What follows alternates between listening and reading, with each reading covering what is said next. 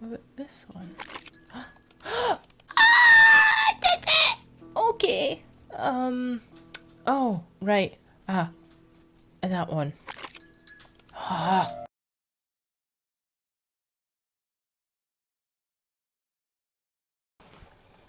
You've seen Fraser, Hastings.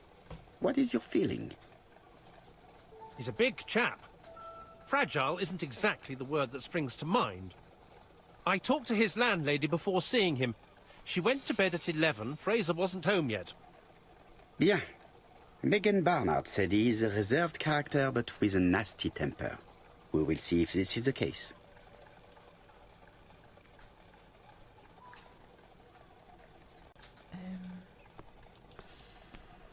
So he's in the estate agents, or he works there anyway. So, not that way anyway. There, try that. There we go. So this is Ginger Cat Restaurant.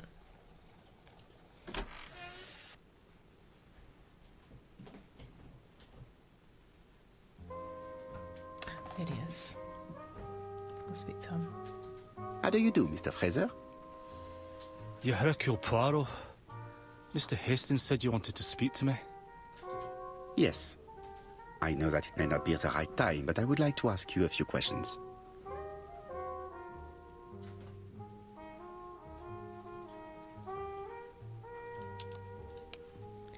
So he works in estate agents. He was Betty Barnard's fiance. He was jealous and had quite a temper.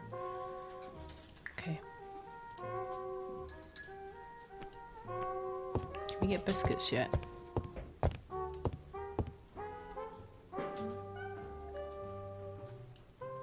No.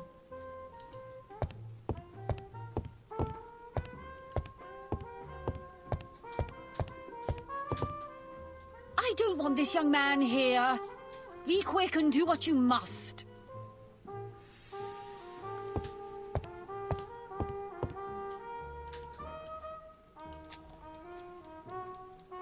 This man looks suspicious.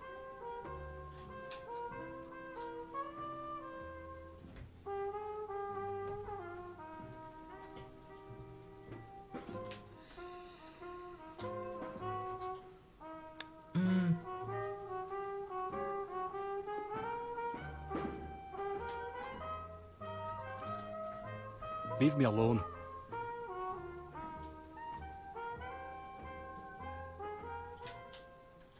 Donald Fraser is in a terrible state, as if he hadn't slept all night. And he's drinking White Horse. No, I don't think he did it. Leave me alone. Well, I can't do that. I have to question you. Tell me that it's a mistake. That Betty isn't dead. Sadly, your lady friend has been murdered, Mr. Fraser. Oh, Betty, if only you'd listened. Okay, ask if you saw Betty yesterday afternoon. Say that Betty only ever did as she pleased. Ask what would have happened if she listened to him. No, let's see if he's seen her yesterday. Did you visit Betty yesterday afternoon? No, I haven't seen Betty for 2 days. I was at the office yesterday afternoon. Can you prove that? Of course. But why this question? Betty died yesterday evening, didn't she? No, don't tell me he's a suspect. Ask if he likes White Horse whiskey. Yesterday, a guest came to the Ginger Cat alone and ordered a White Horse whiskey, and by the look of it, he also appeared to be fond of this brand. Yes, it's a good whiskey and not cheap. I only drink it on special occasions.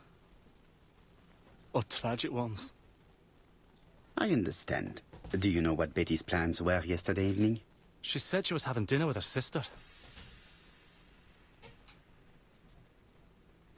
Ask why he believed her, specify that her sister was in London.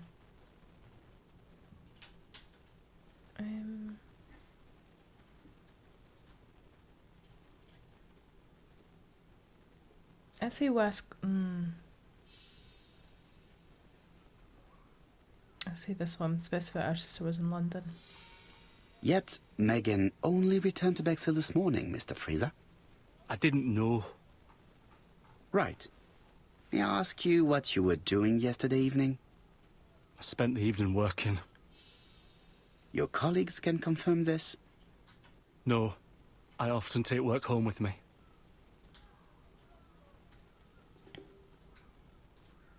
Point out that he doesn't have an alibi. Accuse him of lying just like Betty.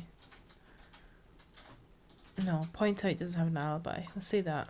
Therefore, you have no alibi, Mr. Fraser. That's right. But that doesn't make me a murderer, Mr. Poirot. I would like you to leave now, please. Oh, maybe we shouldn't have said that. Oh well. Ah, I knew I'd find you here, Poirot. I thought the victim's young man was here. Yes, is all yours, Chief Inspector. Let us now try and get our brain cells to work. It's really annoying me because it says little grey cells and I'm guessing it's a typo, but is he saying brain cells? And it's really aggravating. Well, not aggravating, but whatever. Okay, there was a Brady so did Donald have a motive for Betty's murder?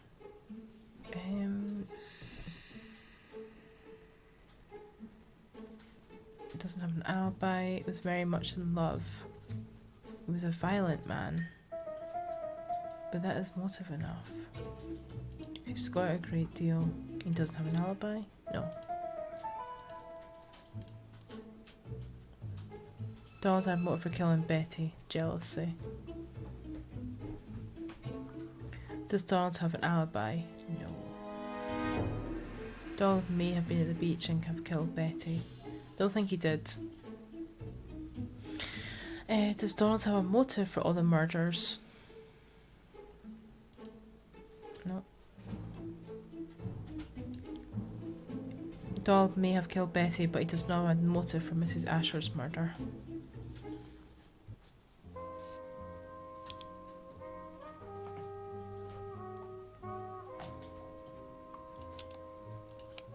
So return to the crime scene. Okay, so he likes White Horse whiskey. Cool. So basically I'm guessing we're going to reconstruct the crime scene now. That'll be interesting. Fraser doesn't have an alibi and he's extremely jealous. You are very skilled at summing up. And yet you haven't asked Japp to arrest him. It is too soon. But I agree, without the letters announcing the crimes, Fraser would already be behind bars. Bon, I think we have enough elements. Let's reconstruct the events at the scene of the crime. I can't imagine how the murderer wasn't seen, though. Surely she must have struggled. Let us try and imagine the scene.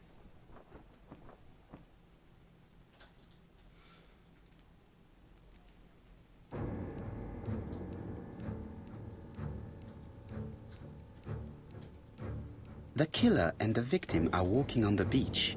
Miss Betty has a bag, a belt around her waist, and carries her shoes in her hand. Both of them walk slowly to hut number 5.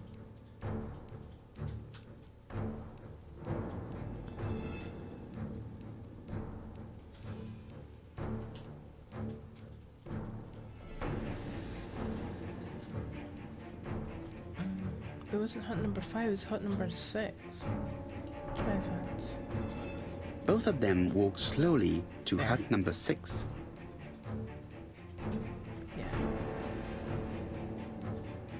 Miss Betty enters the hut. She leaves without her belongings. Then she hides a code.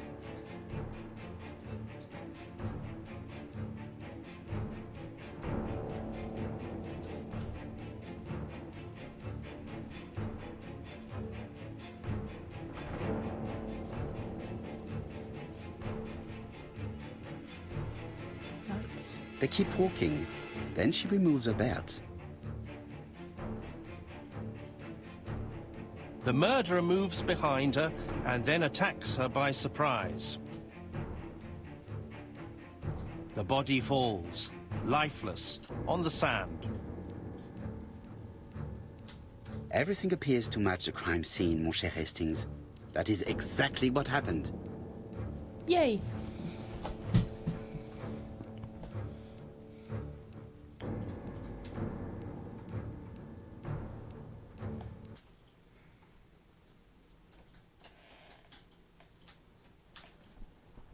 Without the ABC, we might have suspected Mr. Asher and Mr. Fraser.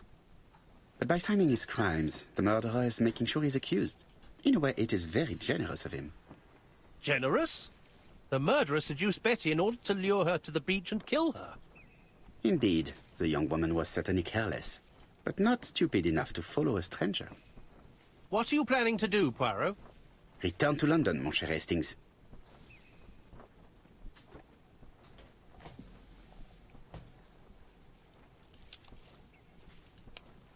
So, go back. Goodbye, body. Back to London I go.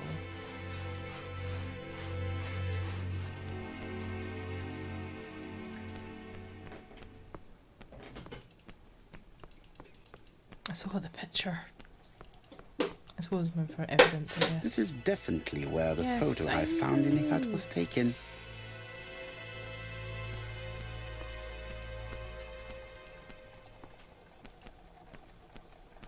Right, back to London.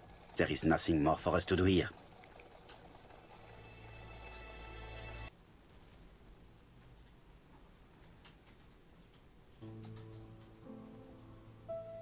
Jap has decided to reveal details to the press. The alphabet murder is now famous. It is not a bad idea. The more people who know, the greater our chances of finding out something of interest. Poirot, I have a bad feeling.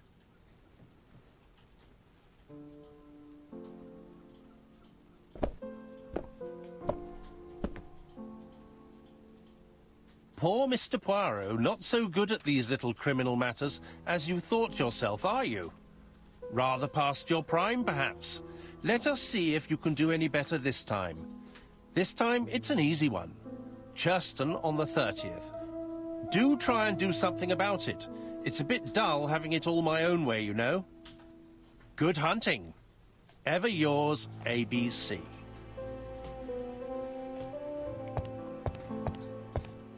Good hunting. Did you hear that, Poirot?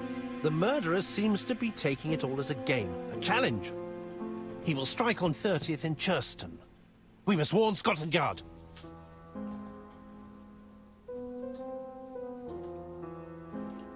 No time to lose. We must prepare our suitcases for Churston.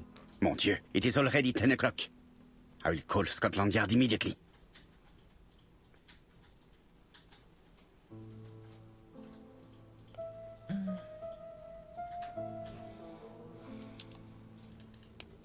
Right, go with the phone. Quick, quick, quick, quick. Run, run, run, run, run. Run, run, run, run. Hello, Jap. We received a new letter from ABC in the 10 o'clock post. Where and when? In Churston. Today. Today? I'll inform the population immediately.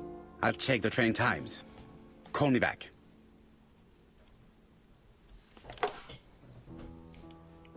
Inform the population.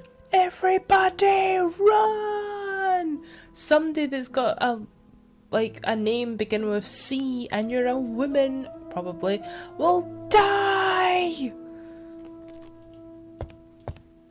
Everyone like stresses out. Where to leave. Okay, let's go. Run, run, run, run, run, run, run, run. Oh, suitcase. Hastings, what you are doing is an absolute disaster. That is no way to pack suitcases. Heavens, we must hurry. We have to get to Churston before the murder. Acknowledge that it is an emergency. Point out that order is essential. It's an emergency, but I feel like if we're going to be this character, I feel like he would do this. We won't know until we get like the ego points, but the order is essential. Hastings' order and method are always necessary, regardless of the circumstances. Somebody's going to Okay, okay. Oh, I'll shit. let you pack them. Oh well. Oh, All the same, no. it really is a disgrace to leave your belongings in such a mess.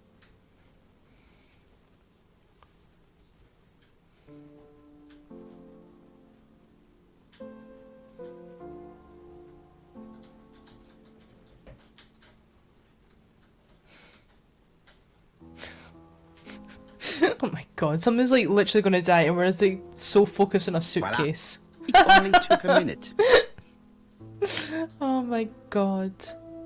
Poirot, you were right. What about my suitcase? I've just consulted the ABC guide. There's no hurry. The next train doesn't leave till 11:45. You see, there is no need to hurry. We will not be in Churston until tomorrow morning, after the murder. But why has the murderer warned us so late? It's not what he usually does. Did he do it on purpose? Very good question, Hastings. We should also compare the letter we have just received with the other two. Although I have very little doubt about what we will find. I just love the fact we just went and, like, put all our focus on a bloody suitcase. Oh well. Hastings, it would appear that you are getting slightly thin on top. Really? I hadn't noticed. Oh, Christ. This poor man is getting... It is not the right Oh, time. letters. Is that the right time? Miss Hastings tore the envelope.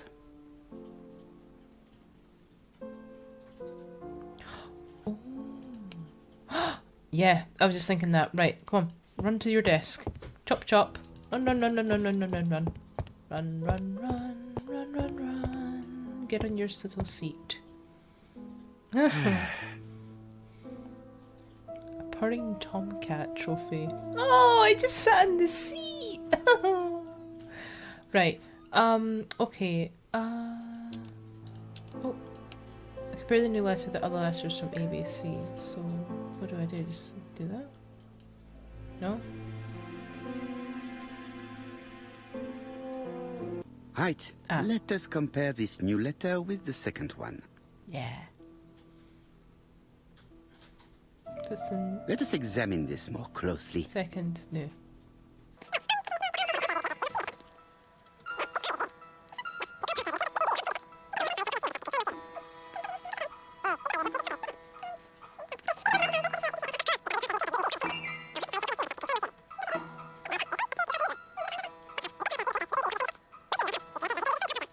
Let us now try and get our brain cells to work. Okay, why does the murderer warn us so late? Jap has decided to reveal details to the press. The alphabet murderer is now famous. Letter C was sent at the right date. Bottle of White Horse whiskey. Piece of an envelope with a wrong address. ABC guide. Of the wrong address? And today? Yeah. The letter arrived late because of an error in the address. Stupid postman! You just literally got someone killed! The letter should have arrived in Incompetent time. fool. The postmark shows that it was sent 3 days ago. However, our man made a mistake in the address, which explains the delay. All the same, the post office took their time correcting the error. Come on, Poirot. Your address is not quite as well known as that of Scotland Yard. It doesn't matter. They better Poirot, just... the telephone. It must be Jap. Just to say, the last 2 letters arrived promptly, and this one didn't. And now someone's going to die. Stupid postman. I have some news from Churchton. Bad news, I'm afraid. Sir Carmichael Clark was murdered while out on his evening walk. Sir Carmichael Clark. The name is familiar to me. He was a famous throat specialist, one of the best in London. A wealthy man, he retired to Combside, a beautiful house by the sea. He collected antiques. Are you going there? Yes, let's meet on the train. Oh. Poor man.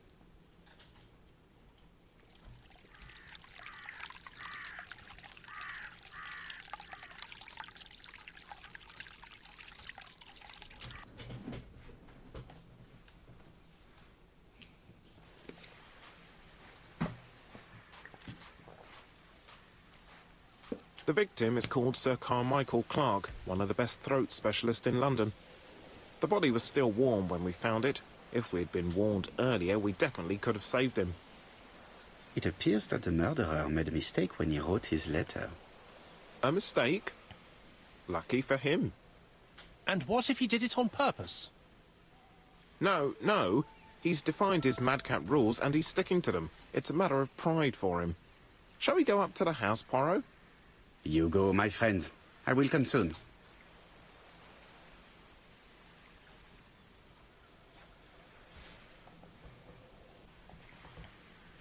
Look at this bit first. Jap has emptied the victim's pockets and has laid out their contents on this piece of wax cloth.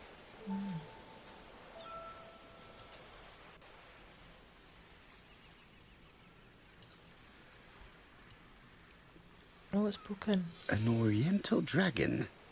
It's an old piece, much older than the pocket watch on which it was fastened. Look at that one. Money. Nothing appears to be missing from this wallet.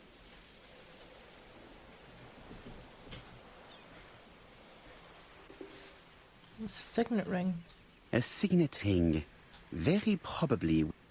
Oh. Sorry. Okay, again. I thought I could, like, turn it round. A signet ring, very probably with the Clark family's coat of arms.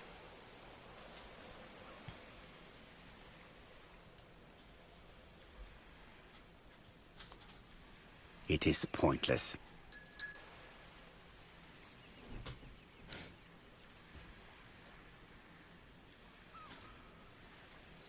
Look at the body. Oh, it's been slashed. Oh. Sir Carmichael's throat was cut. It's a clean incision, a professional murder. How unfortunate. You're a throat specialist your whole life, adult life anyway, and then that's your demise. Cut on the throat. How ironic.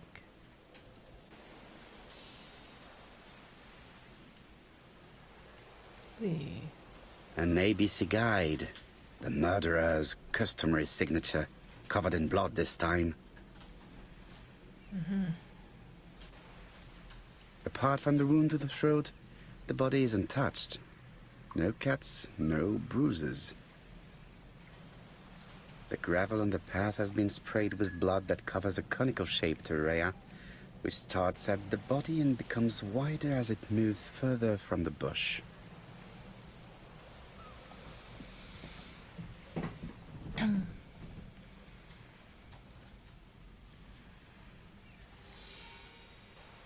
Oh, what's over here?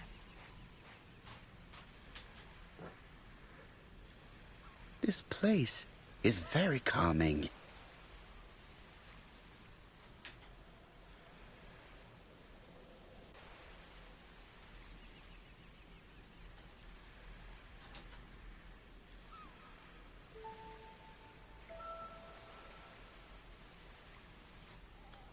It's a little seagull.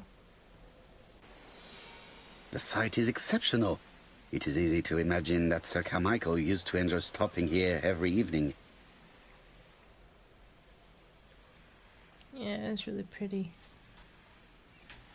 I wonder if we can go down here. Step over the body and walk down here. No. No? Oh, can I? No. Okay. So, examine the crime scene. So there's more. Oh, there's a bush. Look at the bush.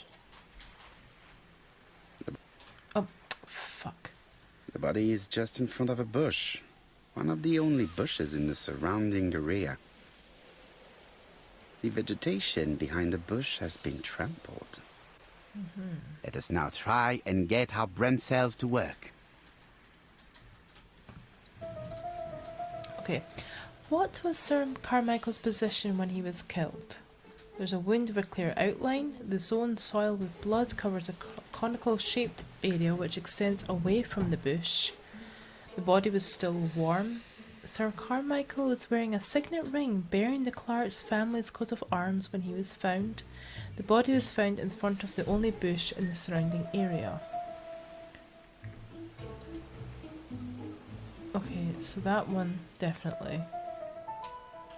That one. There was a wound. Yeah. Sir Carmichael had his back to the bush. Sir Carmichael had his back to the bush when the killer cut his throat from behind. A fatal blow that sprayed blood over a range of more than 1 meter. Let us now try and get our brain cells to work.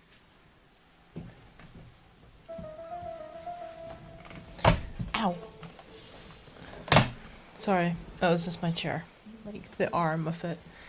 Did Sir Carmichael see his murderer? No, because it is back to the bush. The trampled grass behind the bush.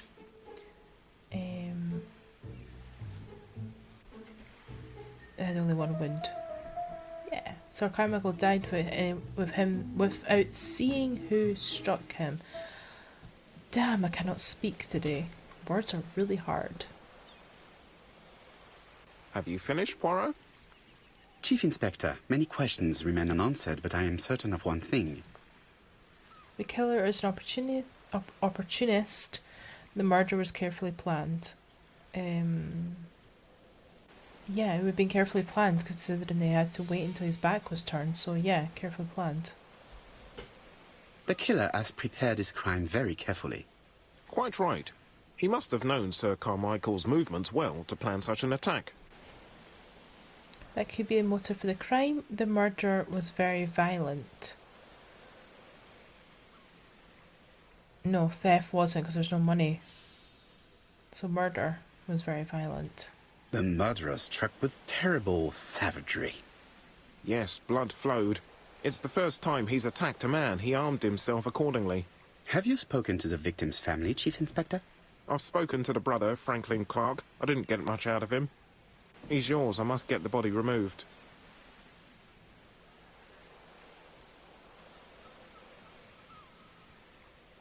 Okay, I think we're going to go and speak to the brother now. Yeah. Okay. Click, click, click. Oh, the little seagull, what do you know? Go that way.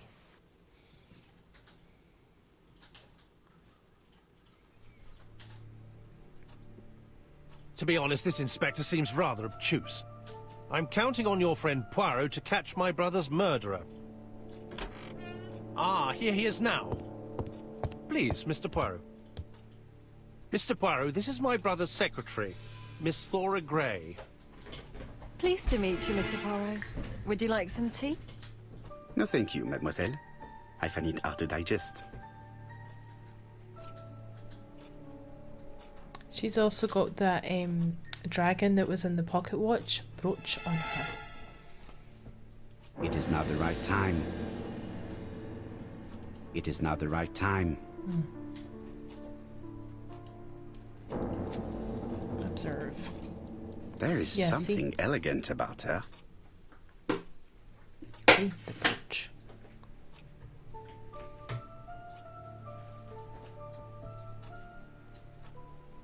Royalty in a very classical style blouse. She has good taste, except perhaps in her choice of jewelry. Please excuse me, I have to take care of Lady Clark.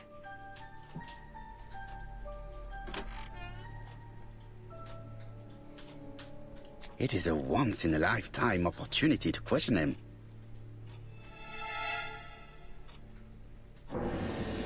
It is now the right time.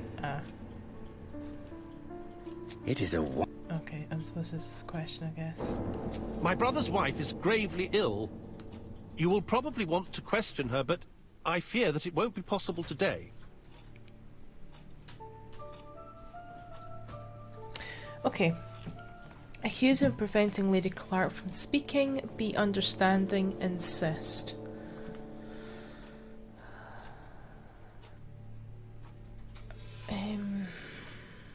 He seems like a really hard man, so I'd say probably be understanding. Of course, I understand. Someone set a trap for your brother. Who was familiar with his habits? Everybody knew he took his evening walk at 8:30, and that he always followed the same path. Point at Thor as a suspect, point at Franklin as a suspect, ask if the villagers knew.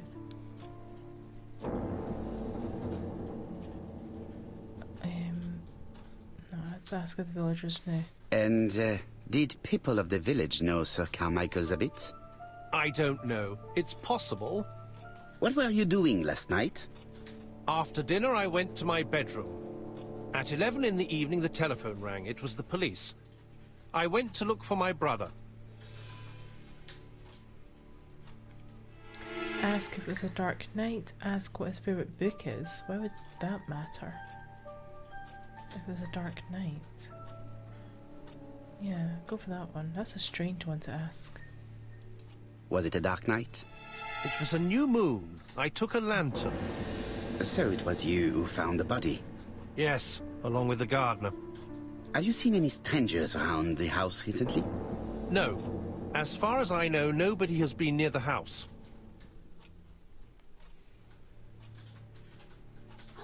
Miss Clark. Oh, Lady Clark must have fallen from her chair. I have to help Miss Grey get her up. That didn't really go very well. Hastings, while our host is gone, let's examine the drawing room. But, Poirot, a gentleman shouldn't... I take full responsibility. All you have to do is to leave the drawing room door ajar and let me know if anyone is coming.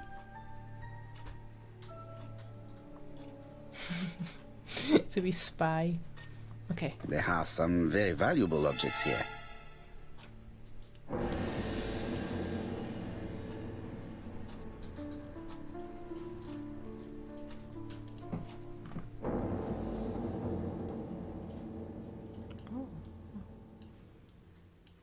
Compass, point to the south. Bronze and magnetite, Han Dynasty, circa 210 BC, purchased in Hong Kong 1935.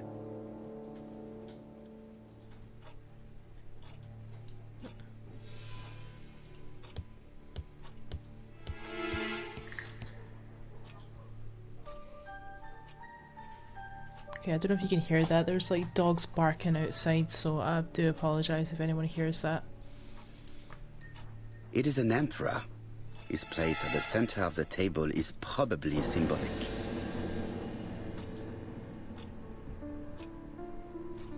Biscuits. Dragon, dragon, dragon. Sir Carmichael showed himself to be very consistent in his collection's theme. Yeah, and you've also got the tiger. I can't see where that one is. The crane, I think it's a crane. The dragon there. I cannot see for the life of me what that one A is. turtle. A turtle. And a tiger. A tiger.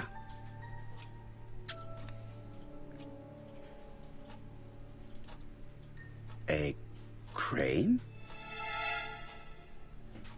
And the dragon. A dragon.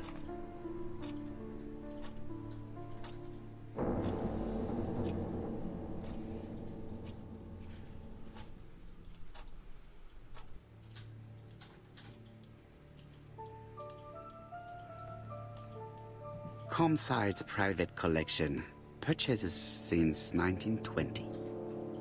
The catalogue for Sir Carmichael Clark's collection.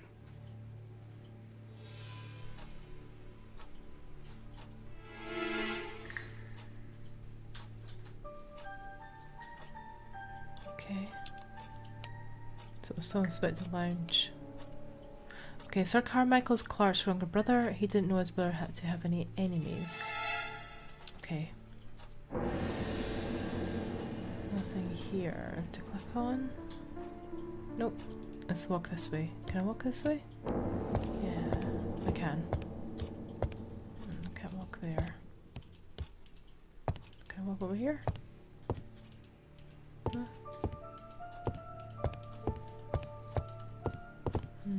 Looked in there, looked here. Let's try again. There are some very valuable objects here.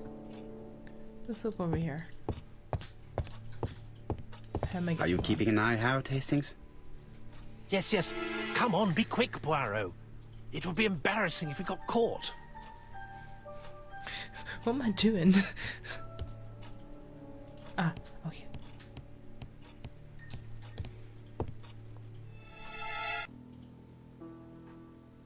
Oh. Uh-huh. The cardinal points. This book could maybe help me. Each cardinal Each point. cardinal point is associated with one animal and one color. In the middle sits the imperial dragon, and out of respect, all the others are turned towards him. World representation, traditional Chinese love. Okay. Turtle, the dragon, the crane, and the tiger. I think I've already seen this motif somewhere. Okay.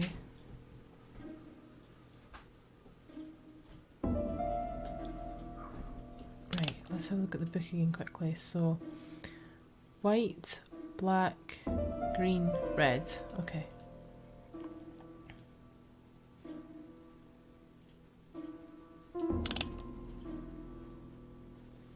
White, black, green, red.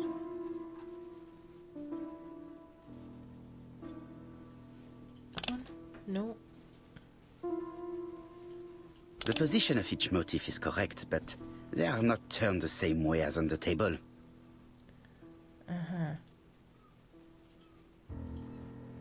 So that was like that. That was like... I think I heard a bang. Yay! Could it be this cupboard? This is interesting.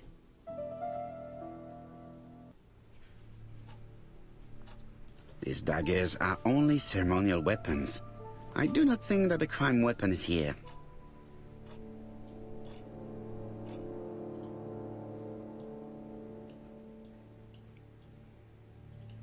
Ernest Logan, MD, Brighton Cancer Institute, 201 Dusk Road, Brighton, Sussex. To Sir Carmichael Clark, MD, Comsite Churston, Devon.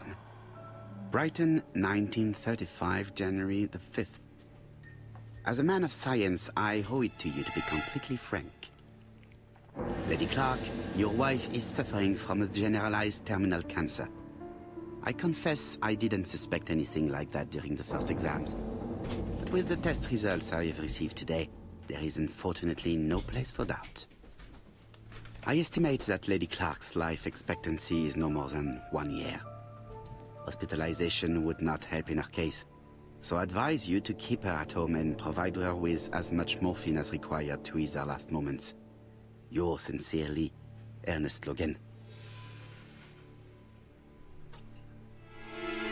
Oh, how sad.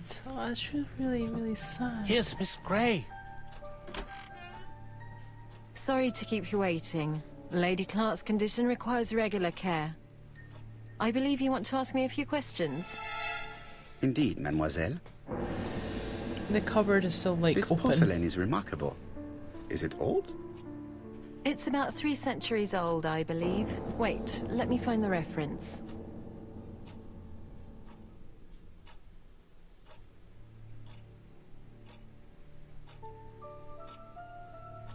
Oh, She appears to be very flustered.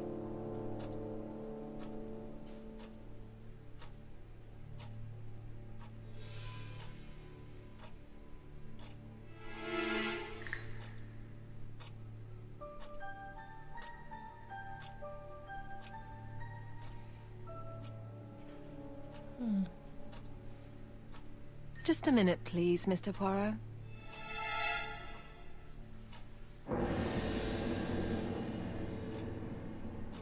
She's unable to hide her emotion, and her makeup has been disturbed.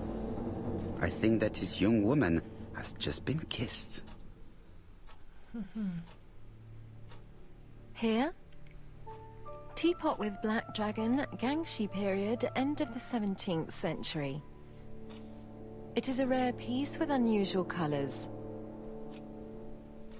You have a good knowledge of art history. Acquired while working with Sir Carmichael. I used to help him manage his collection and choose his new acquisitions.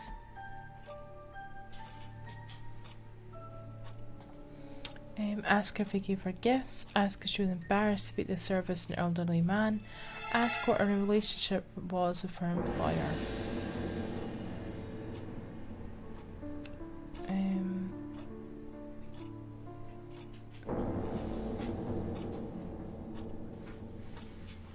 I feel like she would get annoyed at this one, and I feel like she would also get really annoyed at this one as well.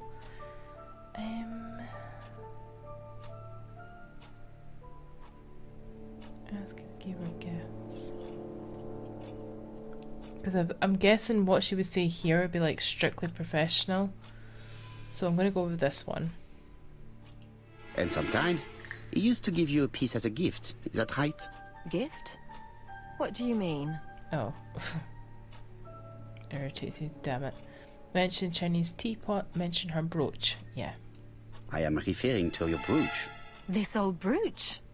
Mademoiselle, you know perfectly well. I am talking about the magnificent brooch you were wearing earlier. Yes, you're right. Sir Carmichael did give it to me.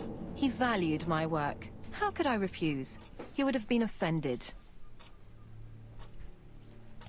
Accuse her of opportunism. Ask why she does not wear it. Ask if the gift annoyed Lady Clark.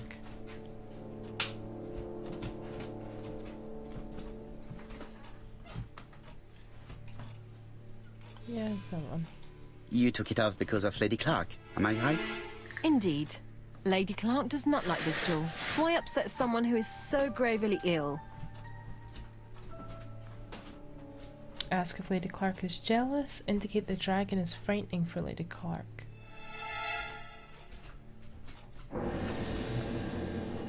I would say jealous. I see.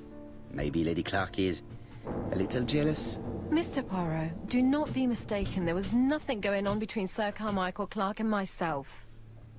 It's just... how should I say? Well, Lady Clark is very suspicious. Insanely suspicious. Wearing this old brooch in front of her would have caused her unnecessary suffering. Don't you think? I am not blaming you, mademoiselle. Have you seen any strangers hanging around in the past few days? No. Nobody has been near Comside. Ask where she was at the time of the crime. Ask where the facts. Ask where her version of the facts. Ask where she was. What were you doing yesterday evening at the time of the murder? I was sleeping. I was woken by the telephone at 11. I heard Franklin Clark speaking with the gardener. They left with some lanterns and they found the body. Ask what she thinks about Franklin. Ask the reasons for her aversion to Franklin. Ask if she was in a relationship. Ask what she thinks about him. What are your feelings about Franklin Clark? What an odd question. Of course I think he's a good man. He's energetic, nice, very sociable.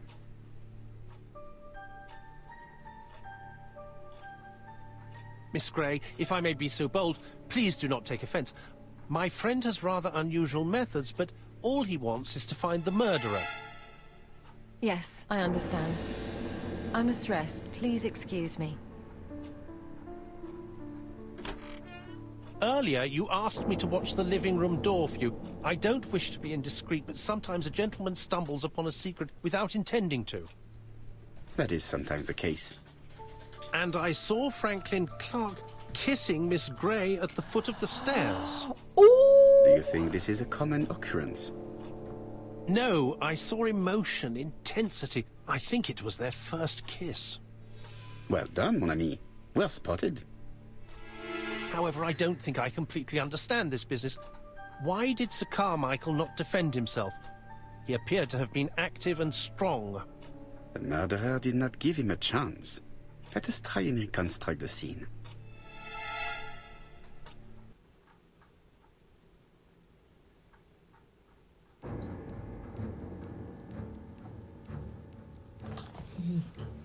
Sir Clark is taking his customary walk. Our killer is hiding behind a bush. Wait, I meant to click The admire. old man walks quietly along the gravel path.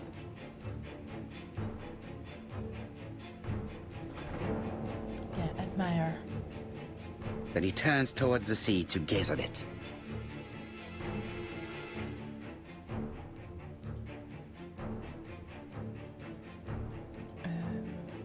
Attack from the right, because they're going this way. Attack from the right. The killer leaves his hiding place on the right-hand side. He approaches silently over the grass. Cutthroat. Then he throws himself on his prey and cuts the poor man's throat.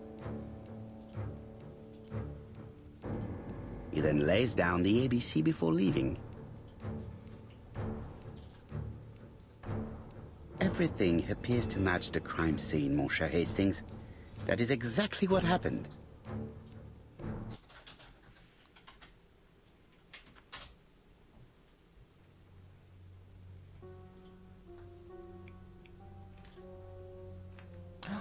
Is the killer. Oh. Oh.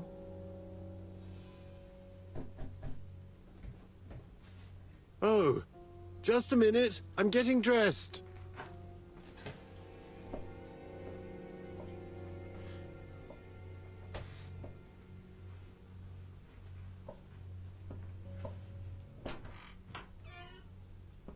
Mr. Kirst, have you recently returned from Churston? Yes. Indeed I have. Have you seen the papers? And to think that you might have rubbed shoulders with the killer. Imagine that. Mr. Kirst, are you all right? You don't seem well. My apologies. My throat is burning and my head feels heavy. It's ever since the war, you know. Since my injury, my head has never been the same.